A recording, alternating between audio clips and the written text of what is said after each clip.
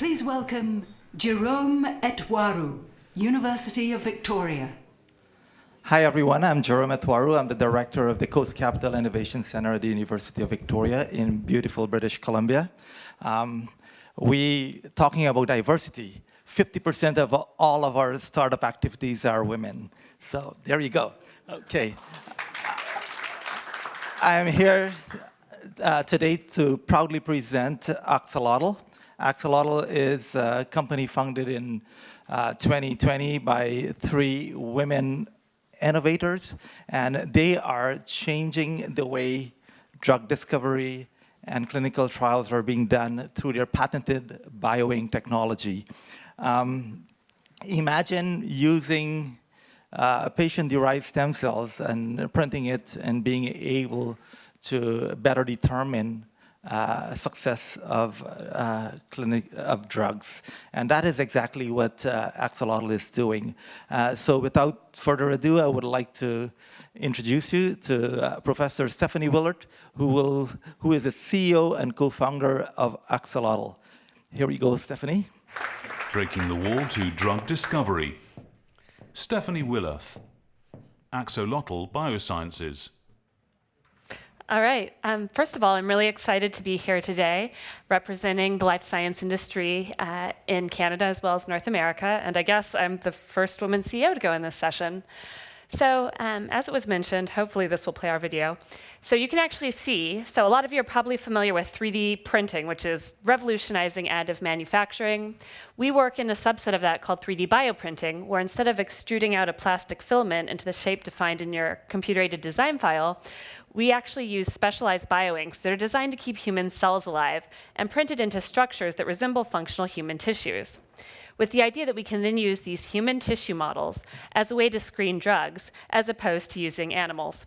And really what we've been in talks with to collaborate with is ways of actually doing direct comparisons of animal models of diseases like Alzheimer's and Parkinson's with our bioprinted tissue models.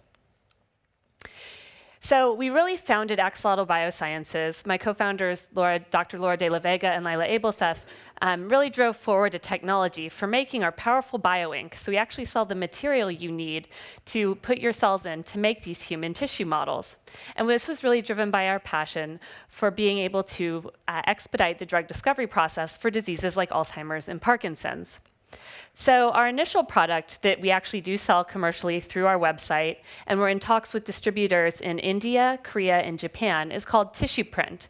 And this ink is really good for printing human cells, and in particular human stem cells, which I've been fascinated with since I was a high school student and did my senior thesis on the cloning of Dolly the sheep.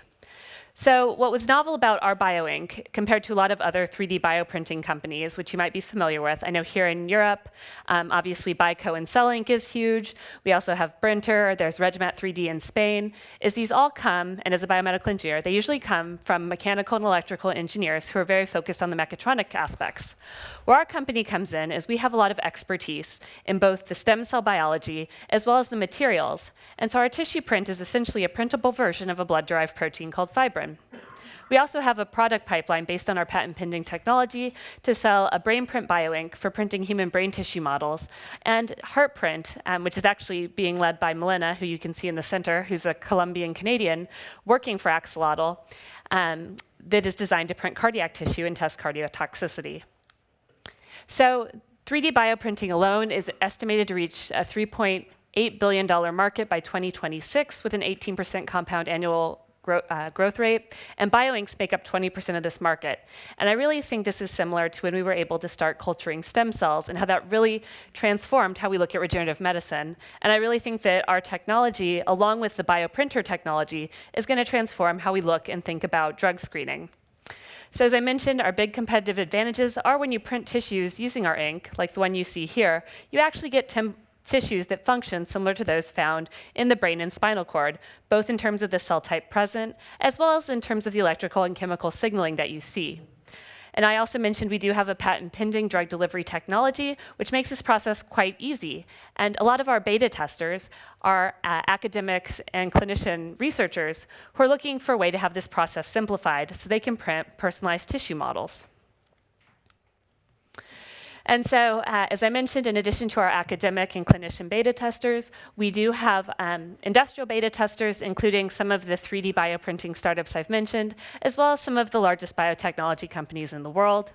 You can see here a testimonial from one of our current beta testers, Dr. Karen Chung, who says, your tissue print bioink has been working well for us and is providing us the opportunity to create a spinal cord injury model, and for this, thank you.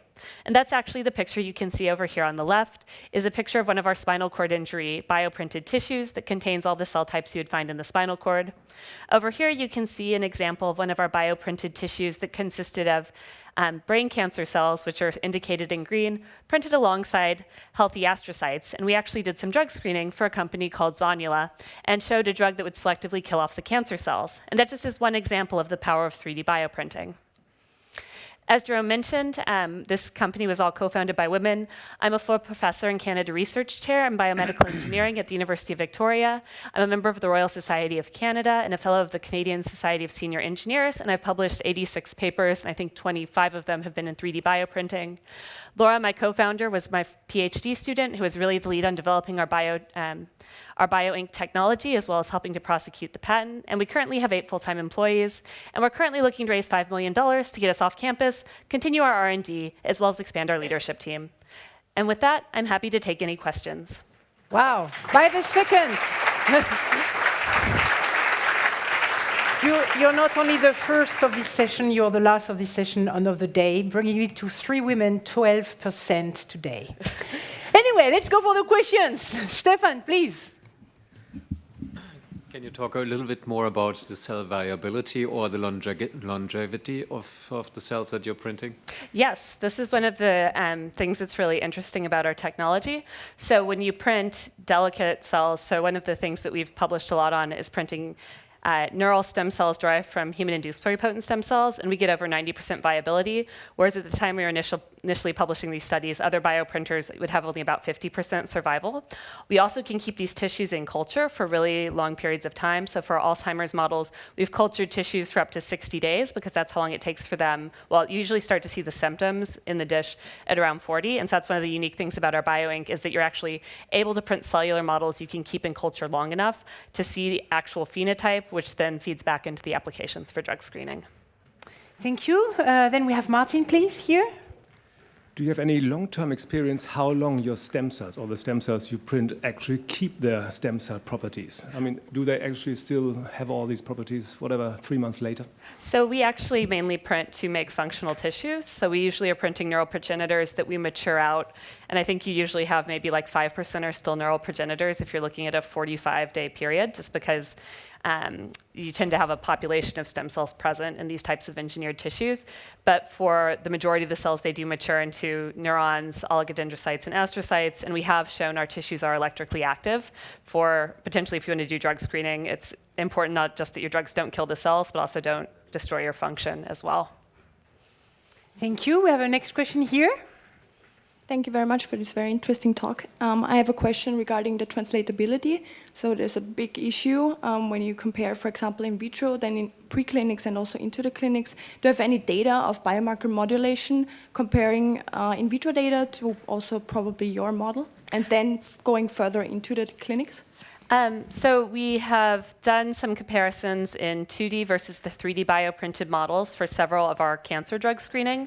We are currently in talks with Jackson Labs, who sells a lot of the animal models, to do comparators, because while our current model is based on selling our ink and we have good margins on that, ideally in the long term you would be able to, and we've talked with the government of Canada, I know the US is interested in this as well, about how to make these models into a drug screening platform. So we've been in talks with Jackson Labs to compare similar mutations in a human cell line versus their mouse models, and also actually to bioprint some of their mouse cells, because I think that's the validation you would want for taking these as a tool to replace, say, a mouse study before you go for preclinical to clinical data. Mm-hmm. We would have time for one last question. Anyone? No? Okay. Whoa. Well, thanks. Well, you said it all. Well, thank you, everybody. Thank you very much. Excellent. All the best.